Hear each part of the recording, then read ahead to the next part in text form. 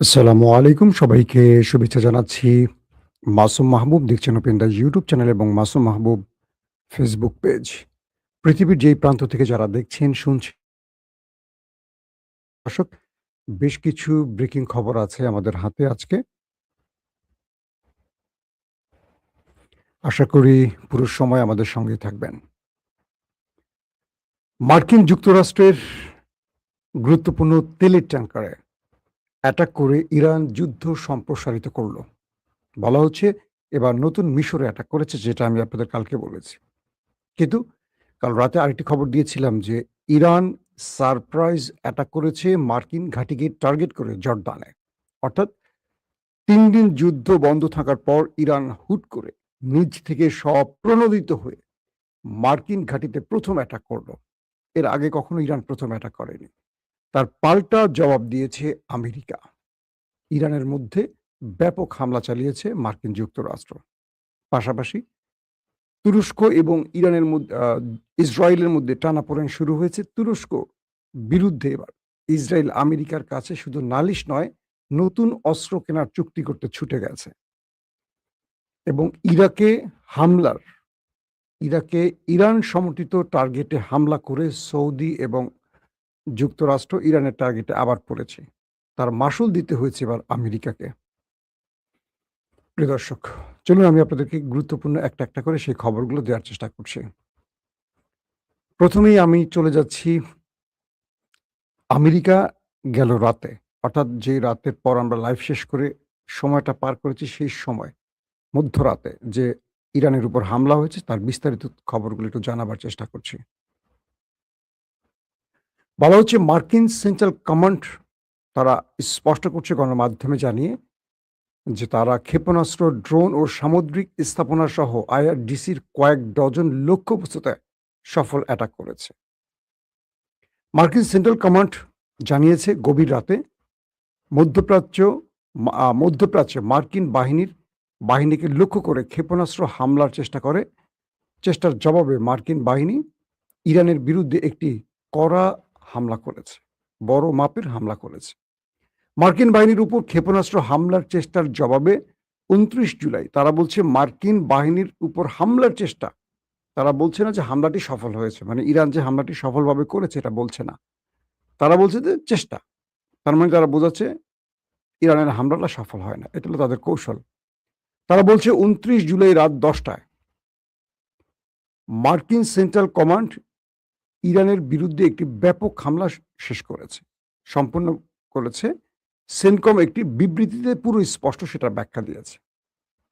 মার্কিন বাহিনী ইরানের ইসলামিক রেভলিউশনারি গার্ড কোর আইআরজিসির সামরিক কমান্ড কেন্দ্র, ক্ষেপণাস্ত্র ও ড্রোন স্থাপনা, উপকূলীয় নজরদারি ও প্রতিরক্ষা কেন্দ্র এবং সামুদ্রিক সক্ষমতা সহ কয়েক ডজন লক্ষ্যবস্তুতে হামলা করেছে। কমান্ডের বর্ণনা অনুযায়ী ২৮শে জুলাই আইআরজিসি বাহিনী কর্তৃক একটি অতর্কিত হামলার চেষ্টার জের ধরে এই অভিযানটি চালানো হয়। যখন ইরান মধ্যপ্রাচ্যে অবস্থিত মার্কিন বাহিনীকে লক্ষ্য করে একাধিক ব্যালিস্টিক ক্ষেপণাস্ত্র নিক্ষেপ করে, তখন তারা প্রতিশোধ হিসেবেই এই জবাবটি দিয়েছে। পাশাপাশি ইরানের সব ক্ষেপণাস্ত্র সফলভাবে প্রতিহত করা হয়েছে এমনটিও দাবি করছে। ইরান যে একদিন আগে মার্কিন ঘাঁটিগুলোকে টার্গেট করে অ্যাটাক করেছে, সবগুলোকে প্রতিহতের দাবি করছে তারা।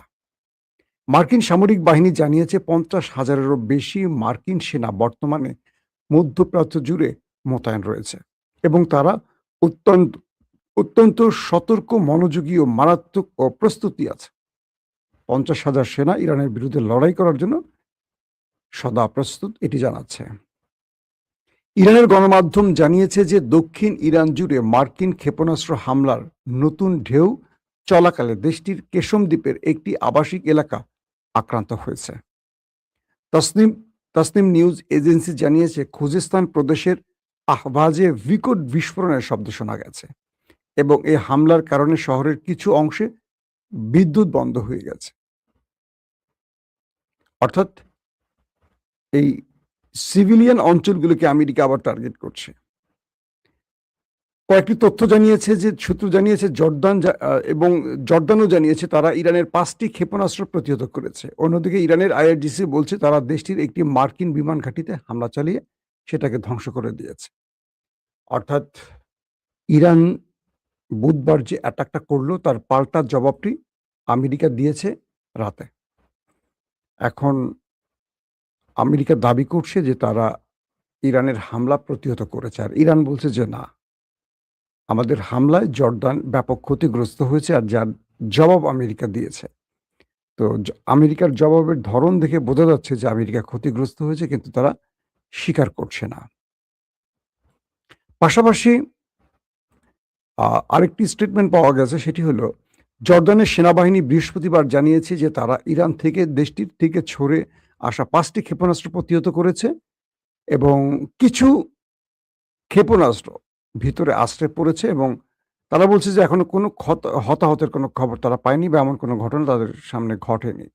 মানে এটিও আমেরিকার শিখিয়ে দেয়া স্টেটমেন্ট। যদি তাই হবে তাহলে তারা এত বড় হামলায় কেন ইরানকে আবার আক্রান্ত করলো?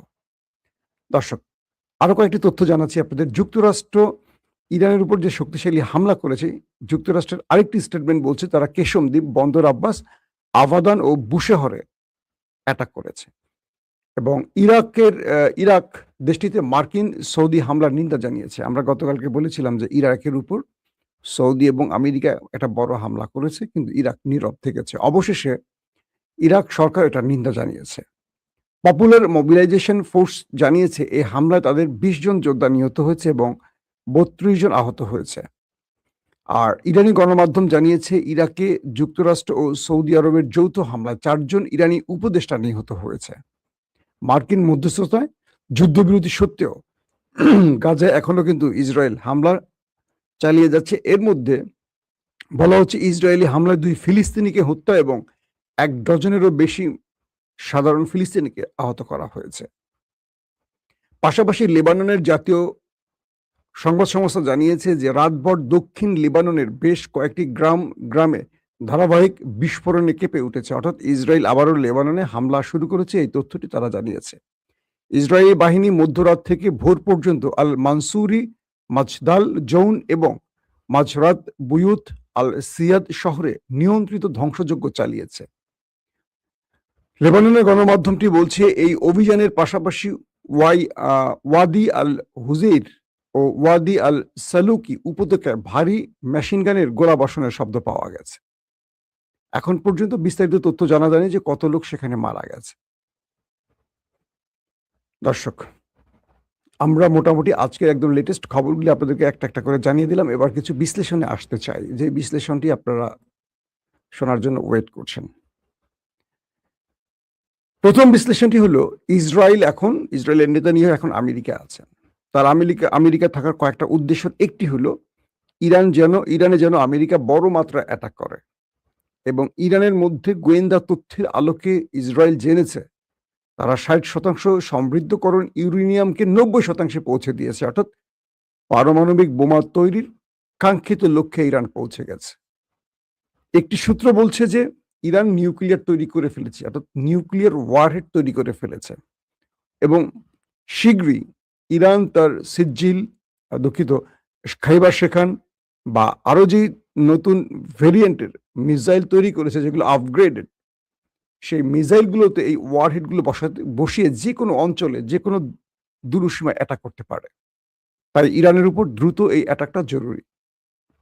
দ্বিতীয়ত হলো আমেরিকা যেন তুরস্ককে F-35 কোনোভাবে বিক্রি না করে, পাশাপাশি ভূমধ্য সাগরে তুরস্কের তাণ্ডব থেকে বাঁচার জন্য একটা নতুন চুক্তি করতে চায় ইসরায়েল আমেরিকার সাথে, এবং সেখানে তারা চাচ্ছে যে একটা নতুন P-8 পোসাইডন আকাশযান এটা কেনার জন্য। এখন এটার যে ব্যয় বা এটার দাম, ইসরায়েল এটা কিনতে মানে খুব বড় রকম সংকটে পড়বে, কারণ যুদ্ধকালীন সময় তাদের অর্থনীতির মোটামুটি 12টা বেজে 13টা বেজে গেছে। তো আসেন, ইসরায়েল চাচ্ছে এখন তুরস্ককে ঠেকাতে, কারণ ইরানের পরই তাদের টার্গেট হবে তুরস্ক, আর তুরস্ক ইরানের মতো না, তারা আরো অনেক আধুনিক অস্ত্রের মালিক। ইরান এখন পর্যন্ত তার যুদ্ধে ড্রোন আর মিসাইলের ব্যবহারটি দেখিয়েছে। আর তুরস্কের কাছে ড্রোন, মিসাইল থেকে শুরু করে যুদ্ধ বিমান থেকে শুরু করে রয়েছে আরো এক ঝাঁক নতুন উদ্ভাবিত যুদ্ধাস্ত্র, যার সাথে পৃথিবী এখনো পরিচিত নয়।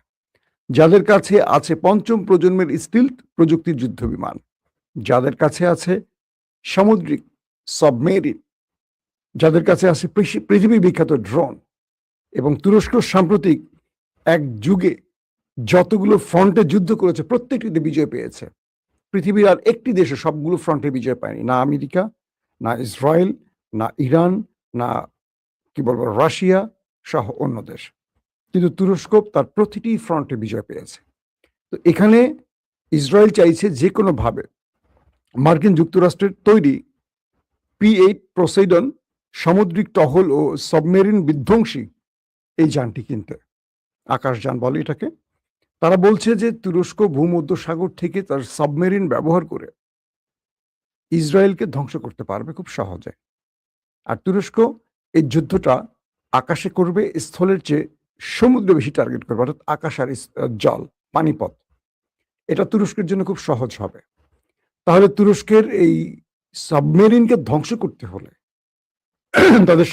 তাদের আকাশ টহলযান বৃদ্ধি করতে হবে, এবং আকাশ থেকে আক্রমণের সক্ষমতা বাড়াতে হলে তাদেরকে P-8 পোসাইডন এই কি বলে সামুদ্রিক টহল ও সাবমেরিন বিধ্বংসী আকাশযানটি খুব জরুরি। এটার একটির দাম প্রায় $3.5 কোটি। তাহলে এবার হিসাব করেন যে কত টাকার এটার মূল্য হতে পারে, $3.5 কোটি। তো এখন এটি কেনার জন্য আমেরিকার শরণাপন্ন হচ্ছে ইসরায়েল, এবং একটা চুক্তির মাধ্যমে এটা কিনতে চায়। দ্বিতীয় যে বিষয়টি হলো, গতকালকে ইরান আরেকটি দেশে তার আক্রমণ বৃদ্ধি করেছে, যদিও ইরান এটিকে স্বীকার করেনি। বলা হচ্ছে মিশরের দামিয়েত্তা যে LNG বন্দর আছে সেখানে হামলা হয়েছে। কি হয়েছিল আসলে ঘটনাটি? যখন ইরাকে ইরানের টার্গেটে সৌদি আরব এবং আমেরিকা অ্যাটাক করে, বলা হচ্ছে ইরান দাবি করছে তাদের 4 জন উপদেষ্টা মারা গেছে এবং 20 জন সেখানে মারা গেছে, সব মিলে 32 জন গুরুতর আহত হয়েছে। তো ইরান এটার প্রতিশোধ হিসেবে মিশরে মার্কিন যুক্তরাষ্ট্রের যে LNG গ্যাস ট্যাঙ্কার আছে এটাকে টার্গেট করেছে। যেহেতু দেশটি মিশর, তাই ইরান কৌশলগত কারণে এখানে তাদের পরিচয় গোপন রেখেছে। এদের একটি সূত্র। মধ্যপ্রাচ্যের আরেকটি সূত্র এবং পশ্চিমা দুনিয়ার গণমাধ্যম বলছে যে এই হামলাটি ইরানের মদতপুষ্ট বা সমর্থিত লেবাননের যোদ্ধারা করেছে। অর্থাৎ লেবানন থেকে বিশেষ ওয়ান ওয়ে ড্রোন ব্যবহার করে মিশরের লেবানন থেকে এই ওয়ান ওয়ে ড্রোন ব্যবহার করে ইরান সমর্থিত যোদ্ধারা, ইরানের তো জানেন প্রচুর প্রক্সি বাহিনী আছে, তারা মিশরের একটা দূরপাল্লা ওয়ান ওয়ে ড্রোন বা মিসাইলের মাধ্যমে তারা দামিয়েত্তা এই মিশরের LNG যে বন্দরটি সেখানে মার্কিন গ্যাস ট্যাঙ্কার উড়িয়ে দিয়েছে। এবং আমেরিকা এই আক্রমণের পর এটুকু বুঝতে পেরেছে যে এই অঞ্চলে ইরানের হাতে তারা নিরাপদ নয়, কারণ সিরিয়াতেও ইরানের আক্রমণ হয়ে গেছে। যে সিরিয়াতে আক্রমণের কথা ছিল না বলে আমেরিকা সেখানে গোপনে আশ্রয় নিয়েছিল। তাদের সেন্টকমের উপরস্থ অফিসাররা, যুদ্ধের যে বড় বড় কর্মকৌশল ঠিক করা জেনারেলরা, তারা সিরিয়াতে বসে অনেক প্ল্যান করছিল, সেইখানেও পর্যন্ত ইরান হিট করেছে। এবার ইরানের আক্রমণটি মিশরে চলে আসা, তারা ঘাবড়ে গেছে যে তাদেরকেও আর বোধহয় ছাড় দেবে না, কারণ মিশরের হামলাটি ইরানের খুব কৌশলগত একটি টার্গেট। এবার মিশরের থাকা আমেরিকা প্রতিনিয়ত টেনশনে থাকবে, এবং আমেরিকাকে ইরান বোঝাচ্ছে যে তুমি পৃথিবীর যেই প্রান্তে আছো আমি আছি। পাশাপাশি মিশরের এই ডিস্টেন্স, যেটাকে দূরপাল্লার আমরা বলি, এই অ্যাটাকটি দিয়ে ইরান বুঝিয়েছে তাদের ঘরে এরকম ডিস্টেন্সের বা দূরপাল্লার আরো ক্ষেপণাস্ত্র আছে বা আরো লং ক্ষেপণাস্ত্র আছে, যেগুলো তারা টার্গেট মতো ব্যবহার করবে, সময় মতো ব্যবহার করবে। এদিকে ইরানের সময়সীমা প্রায় চূড়ান্ত, যে কোনো সময় ইউক্রেনে ইরান হামলা করবে, কারণ ইরানের একটি জাহাজে ইউক্রেন হামলা করেছে, এবং ইরান যখন ইউক্রেনকে ডেকে এনেছে তাদের অ্যাম্বাসেডরকে, তিনি এটার জন্য দুঃখ প্রকাশ করেছেন। শোনা গেছে কাল রাতে ইউক্রেন তার পররাষ্ট্রমন্ত্রী আব্বাস আরাকচি ইরানের পররাষ্ট্রমন্ত্রীকে ফোন দিয়ে দয়া ভিক্ষা চেয়েছে। তারা বলছে যে, আমাদের ভুল হয়েছে জনাব। আমরা রাশিয়ার ফাঁদে পা দিয়েছি। আমাদেরকে এ যাত্রায় ক্ষমা করুন।" আর ইরানের পররাষ্ট্রমন্ত্রী বলছে যে, "তোমরা আমাদের জাহাজে হামলা করে যে ক্ষতি করেছো তার ক্ষতিপূরণ দাও দ্রুত, বাঁচতে হলে। নতুবা আমাদের টার্গেট লকড। যেকোনো সময় সুইচ টিপবো, তোমার গুরুত্বপূর্ণ কিছু একটা উড়ে যাবে। যেটা তুমি আমার ধ্বংস করছো তার চেয়ে ৪ গুণ মূল্যের কিছু আমি ধ্বংস করে দেব।" তো এই পরিস্থিতিতে এখন ইউক্রেনের পররাষ্ট্রমন্ত্রী ইরানের পররাষ্ট্রমন্ত্রীর কাছে ফোন করে এখন দয়া ভিক্ষা চাচ্ছে যে, "আমাদেরকে অ্যাটাক করো না, আমরা ভুল করছি। আমাদের ভুলের মাসুল হিসেবে আমরা কি করতে পারি?" আর ইরান বলছে, "আমাদেরকে ক্ষতিপূরণ দাও।" যদি ক্ষতিপূরণ ইরান পেয়ে যায়, সেক্ষেত্রে অ্যাটাকটি হয়তোবা করবে না। কারণ ইরান আরেকটা ফ্রন্টে এখন যুদ্ধ ছড়াতে চাচ্ছে না। আমেরিকাকে আগে শায়েস্তা করে কন্ট্রোলে আনুক। আর যদি তারা কোনো ক্ষতিপূরণ না দেয়, সেক্ষেত্রে ইরান যেকোনো সময় শুনবেন যে অ্যাটাক করে বসছে ইউক্রেনে। প্রিয় দর্শক, আজকের মতো শেষ করছি। ইনশাআল্লাহ আজকে আবারও চেষ্টা করব বিকেল বা সন্ধ্যায় আরেকবার লাইভে আসতে। আর মধ্যরাতে থাকি আপনাদের সাথে প্রতিদিন। আল্লাহ সুস্থ রাখলে, ভালো রাখলে আপনাদেরকে এবং আমাকে আবারও দেখা হবে। সে পর্যন্ত প্রত্যেকে ভালো থাকবেন। আল্লাহ হাফেজ।